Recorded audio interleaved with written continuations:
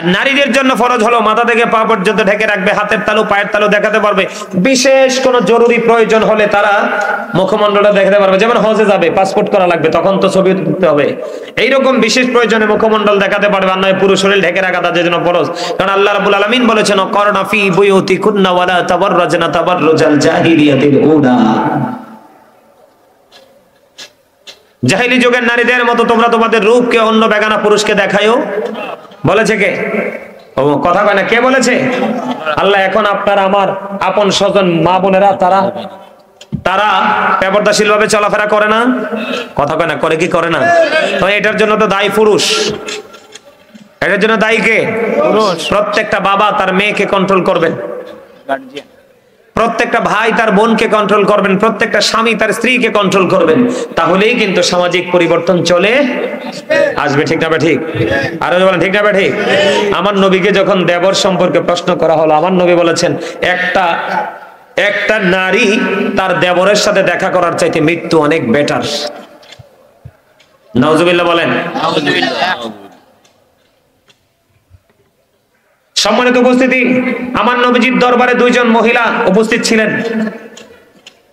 ঠিক এই মুহূর্তে উম্মে মাকতুমের পুত্র আব্দুল্লাহ নবীজির দরবারের দিকে আসতেছে, মাইমুনা সহ নবীজির দরবারে উপস্থিত ছিলেন। আব্দুল্লাহ যখন আসতেছে, নবীজি বলছেন তোমরা এখান থেকে আত্মগোপন করো। কি করো? তার মানে এখান থেকে প্রস্থান করো, চলে যাও। কেন? আব্দুল্লাহ আসতেছে। ইয়া রাসূলুল্লাহ, আব্দুল্লাহ কি অন্ধ নয়? আমার নবীজি বললেন আব্দুল্লাহ অন্ধ, তোমরা তো অন্ধ না। পর্দাটা কত সেনসিটিভ খেয়াল করছেননি? অনেক সেনসিটিভ। আরে পুরুষটা অন্ধ, তোমাকে দেখবে না তাতে কি হয়েছে, কিন্তু তুমি তো তাকে দেখছো। কারণ চোখের জিনা হলো দেখা। চোখের জিনা কি? দেখা। দেখা। আপনাকে আমাকে কি হতে হবে? সাবধান হতে হবে, আপনাকে আমাকে অ্যালার্ট হতে হবে। আমার কথা কি বুঝতে পেরেছেন? আপনার আমার সমাজের মধ্যে কিছু মহিলা আছে, তাদেরকে বলা হয় মর্দা মহিলা। কি মহিলা? মর্দা মহিলা। এরা মর্দা মহিলার মানে কি বুঝবেন না? মর্দা মহিলা তারা পুরুষের মতো পোশাক পরে, পুরুষের মতো চলাফেরা করে। কি করে? পুরুষের মতো চলাফেরা করে, তারা পুরুষের মতো বিচরণ করে। আমার নবীজি বলেছেন ওরা হলো মর্দা মহিলা, তাদের জন্য জাহান্নাম বরাদ্দ, এবং জাহান্নামের মধ্যে তাদের জন্য একটা খাবার বরাদ্দ, যেটার নাম হলো তিনাতুল খাবাল। ইয়া রাসূলুল্লাহ, তিনাতুল খাবালটা কি? আমার নবী বলেছেন জাহান্নামের নিংরানু, পচা রক্ত, পুজ অথবা ঘাম। এটা খাইতে দেওয়া হবে, কিন্তু ওনাকে খেতেও হবে। দুঃখজনক হলেও সত্য, লা ইয়ামুতু, people will not die that day, মানুষ মরতে পারবে না। আল্লাহ বলেছেন ফিহা ওয়ালা ইয়াহইয়া, people will not be able to live that day, মানুষ সেদিন বাঁচতেও পারবে না। আল্লাহ বলেছেন ওমা হুম আনহা বিগাইবিন, people will not be able to escape that day, মানুষ সেদিন সেখান থেকে পালাতেও পারবে না। বাজারের সুযোগ নাই, মরার সুযোগ নাই। এই মুনাজাত দিবে আরেকজন, উনি কোথায়? নিয়ে আসো, আমি আর আলোচনা করব না।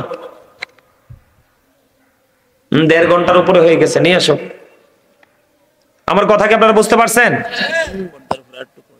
পর্দার উপর আরেকটু ওয়াজ করতাম, কারণ এই এখনকার মহিলারা বার হইছে এই ডিস্কো পোশাক, বোরকা বার হইছে না, এটা টাইট টুট করে দেয়। হ্যাঁ, ওই যে হুজুর আরেকটা কথা মনে করাই দিছে। এদিকে তাকান, এখনকার মহিলারা কি পিটিং পরে না? পিটিং না?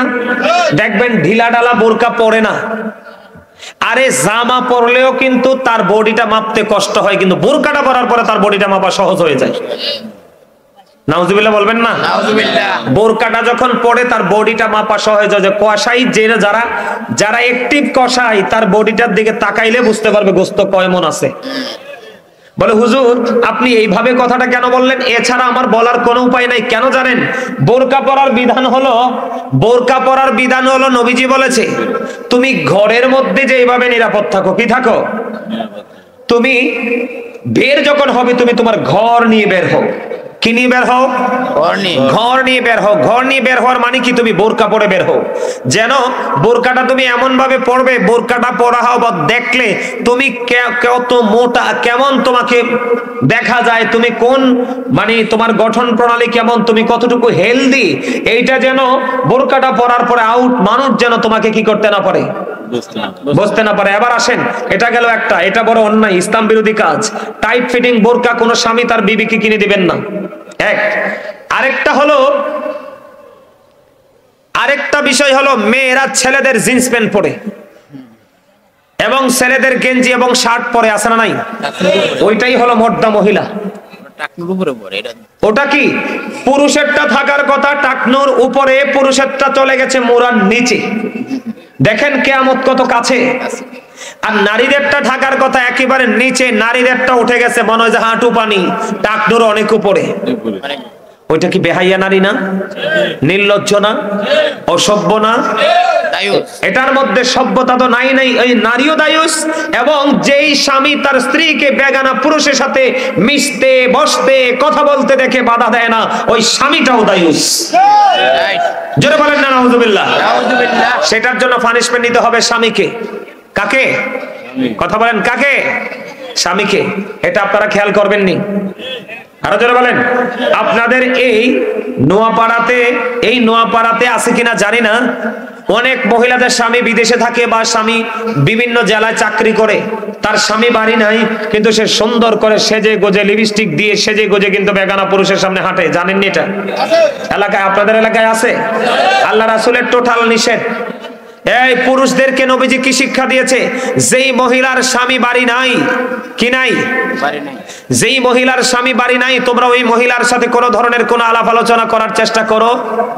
কিছু অসভ্য পুরুষ আছে মধ্য বয়সে চলে গেছে, এরপরে কই গো তুমি কেডা না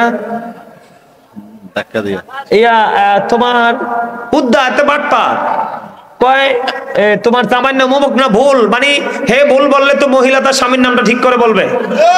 আপনাদের এখানে আছে না নাই জানেন, আমি দেখছি। আমি কিন্তু বানাইয়া কাল্পনিক কথা বলি না, আমি দেখছি এটা। তুমি কেডা গো, এরকম আছে না? নবীজি এইভাবে কোন নারীকে ডিস্টার্ব করতে নিষেধ করেছে।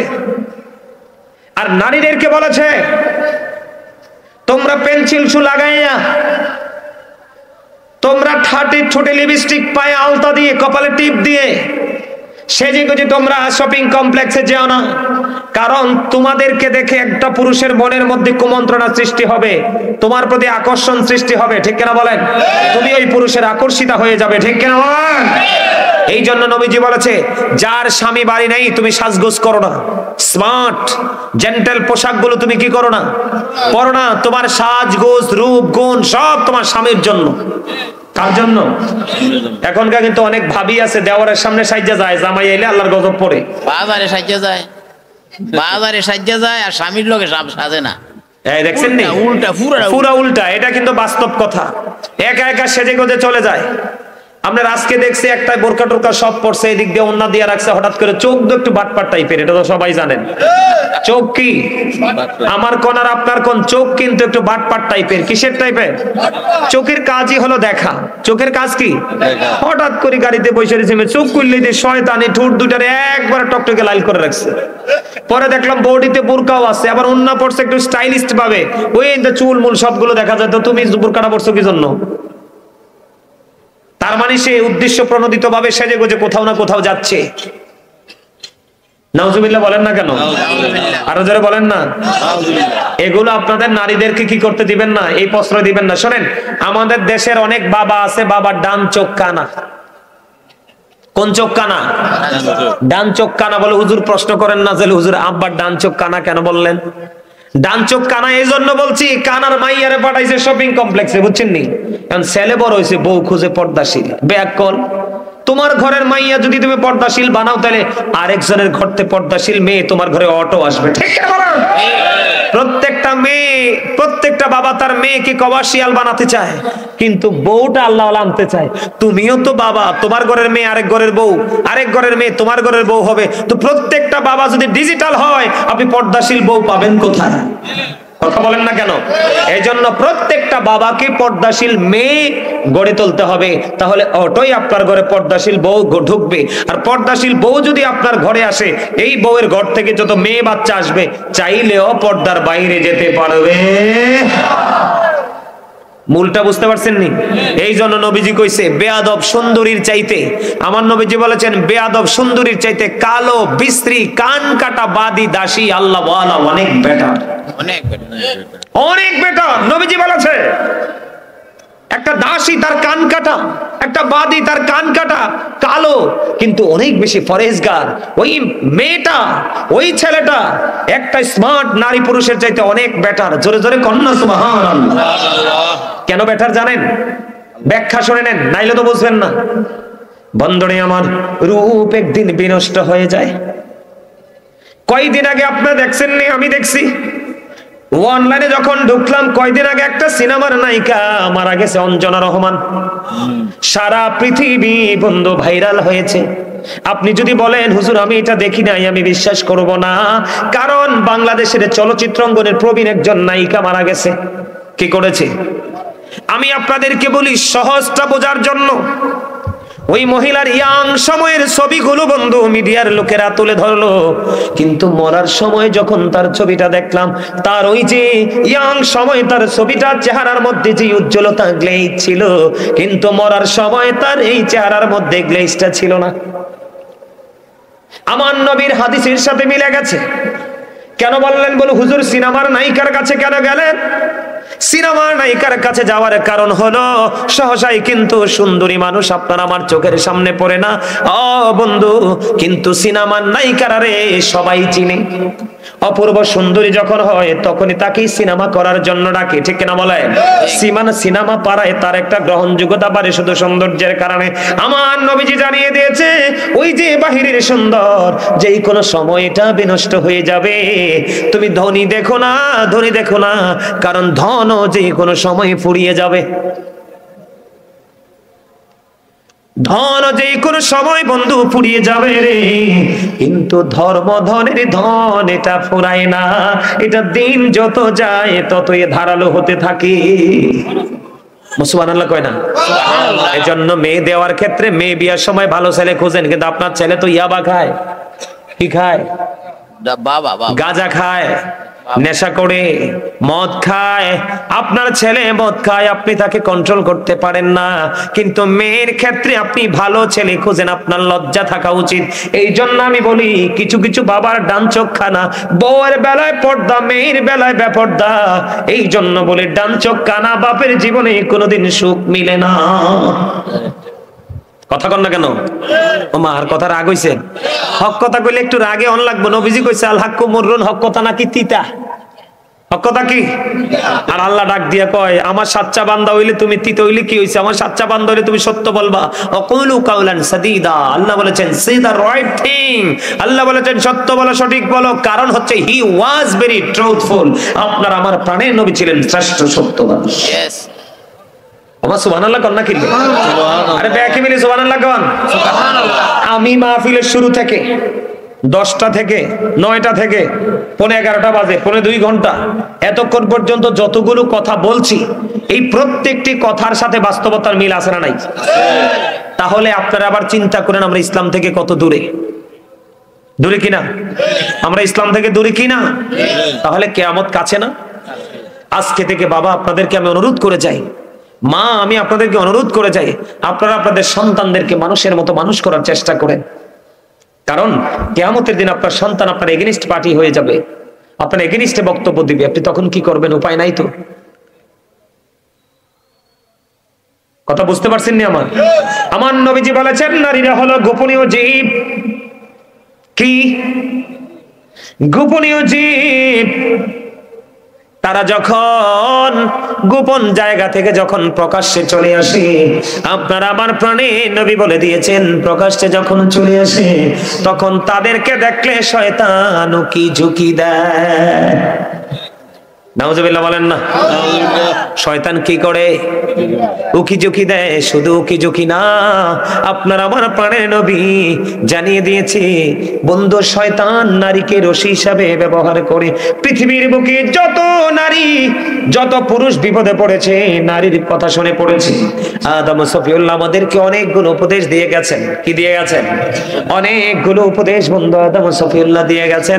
এর মধ্যে একটা উপদেশ হলো যুবক, পুরো পুরুষ তোমরা কোনোদিন নারীর কথায় চলাফেরা করো না, নারীর কথায় ওঠা বসা করো না। তোমরা যদি নারীর কথা মতো চলাফেরা করো তাহলে 100টা কাজ করলে 99% কাজে লজ্জা পাবে। তবে নারীদের কাতারে মাকে বসাইও না। তুমি বউয়ের কথায় কাজ করলে 99% কাজে তুমি লজ্জা পাবা, আর মায়ের কথা মতো চললে তুমি 100% এর চাইতেও বেশি নিয়ামত প্রাপ্ত হয়ে যাবা। একটা পুরুষও ঘর থাকতো না। একটা পুরুষও ঘরে থাকতে পারবে না, এই কথাটা আপনি বাস্তব বলছেন। কিন্তু ওই পুরুষ ঘরে না থাকার তো কারণ আছে, যেহেতু গোড়ায় সমস্যা করছে। গরিবের মেয়ে খুবই পরেশগার, ওই মেয়েকে তো বউ করে আনবেন না আপনি। আপনি তো আনবেন 5 তলা ভবনের মালিক, কিন্তু ওইটা তো যাইয়াই আপনার কান মলা দিব। ওমা দিবে না। বেপরদাশীল নারীদের সমস্যা শেষ নাই তো, বলবো নি একটু? এমন শীত চলে না, যেই ঘরে একটা বড় লোকের মাইয়া আছে বউ, আপনি ওইটারে বললেন যে আব্বার একটু গরম পানি করে দাও, দেখবেন কি করে। এখন যখন গাটটা ফাঁক দিব, আপনি যদি যোগ্য সন্তান হন, আপনি তো বউর গাল বাড়ে চর বসাই দিবেন। কেন বসাবেন? কারণ সে বেয়াদবি করেছে। কি করেছে? কি করেছে? কথা বুঝছেন? আমারটা বুঝে রাখেন আপনারা। যার দাদা নাতি আছে বিয়ে করাইবেন, আব্বা আছেন ফুতিরে বিয়ে করাইবেন, বুঝে রাখেন কথাগুলো। এখন আপনি যে থাপ্পড় দিছেন, বউ তো ফোন দিছে কার কাছে? বাবার কাছে। আব্বা তোমার জামাই আরে মারছে, তোমার নাই কি করতে কয় বিচার করবার লাই আইও। বিচার করার লাগবো? আন লাগবো। গায়ে হাতের ভাত খাইতেন না, তুই হাতের ভাত খাইতে না? কয় না, কিন্তু হাতে তো কেস কিট পড়বে এখন, কারণ হাতে বিয়ে সবে কাবিন দিছে 15 লাখ। কি দিছে? কথা কয় না। কাবিন দিছে কয় লাখ? 15 লাখ। হাতে তো আবেগের বশবর্তী হয়ে কামটা করছে, তো বিবেক খাটাই নাই। এখন ওই 5 তলার উপরে বৈশা বৈশা মাইয়ার বাপেও সুযোগ খুঁজছে, যদি আসে বলশিরে ঠিক মতো আটকাই দিব। এবার 15 লক্ষ টাকা বন্ধু, বা 20 লক্ষ বা 5 লক্ষ কাবিন হয়ে গেল। আপনার সব বিক্রি করলে বিশ্রী পাবেন না 2 থেকে 3 লাখ। সমাজে যখন সবাই বসবে, আপনাকে যেটা উসুল দিবেন, একটু উসুলটা বাদ দিয়ে বাকিটা আপনাকে বউকে পেমেন্ট দিতে হবে। 3 মাস 13 দিনের খাওন খোরাক দিতে হবে, ঠিক কিনা? এখন আপনার তো সেই তৌফিক নাই, বিচার তো বসে গেছে, বউ তো খাবে না। বউ কিন্তু আসলে বউ কি করবে? আপনার সংসার করবে, কিন্তু তার গোড়ায় শক্ত। সে বসে আছে একদিকে মুখটা ঘুরাইয়া। আপনি তো বিপদে পড়ছেন। এখন যদি সালিশে ফাইনাল সিদ্ধান্ত আসে আপনাকে মওরানা দিতে হবে। কাবিন করছেন 15 লাখ, সর্বসাকুল্যে আপনার সম্পদ আছে 5 লাখ। এখন কি বিক্রি করে বউ দিলে চলবে? দিলেও তো হবে না। এখন আপনি বাধ্য হয়ে বউয়ের পিঠে যাইয়া হাতটা দিয়া পোষা দিবেন, বিবি আই এম রিয়েলি সরি, বাড়ি চলো। এখন তো এতদিন ছিল এবিডি সুপারি গাছের আগায়, এখন তো এবিডি একটানা চলে গেছে তাল গাছ এবং নারকেল গাছের আগায়, ঠিক কিনা? তো এই আজকে মিটিং এর পর থেকে আপনি যেখানে যাবেন, ওই বন্ধু ভাগ্যবতী আপনার বিবিকে কর দিয়ে আপনাকে চলতে হবে। জীবন তেজপাতা হয়ে যাবে, কিন্তু আপনার যন্ত্রণার অবসান হবে না।